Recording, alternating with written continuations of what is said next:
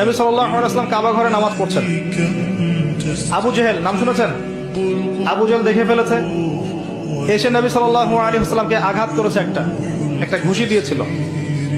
আল্লাহ রাসূল সাল্লাল্লাহু আলাইহি ওয়াসাল্লাম কিচ্ছু বলেন নাই।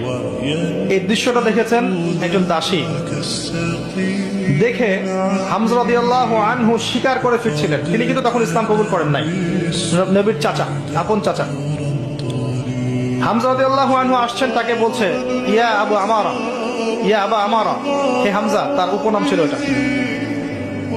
তুমি যদি দেখতে কিভাবে আবুল হাকাম ইবনে হিশাম মানে আবু জেহেল তোমার ভাতিজাকে গালি দিয়েছে, আঘাত করেছে। হামজা রাদিয়াল্লাহু আনহু বললেন আওয়া ফাআলা হাদা, সত্যি কি সেই কাজটা করেছে? তখন এই দাসী বলছেন ই ওয়া রব্বি, আল্লাহর কসম, সত্যি কাজটা করেছে।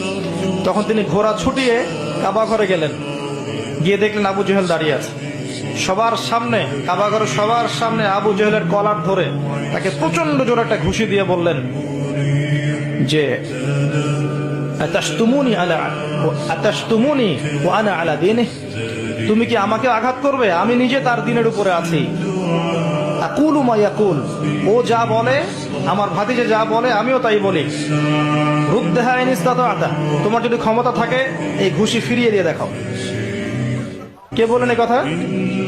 হামজা রাদিয়াল্লাহু আনহু। এবং ওখানে সাক্ষ্য দিচ্ছেন যে আনা আলা দীনিহি ওয়া শাহিদতু আল্লা ইলাহা ইল্লাল্লাহ ওয়া আন্না মুহাম্মাদার রাসূলুল্লাহ।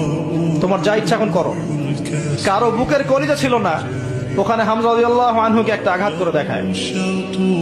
এবার তিনি চলে গেলেন দারুল আরকামে, যেখানে নবী সাল্লাল্লাহু আলাইহি ওয়াসাল্লাম তখন ছিলেন।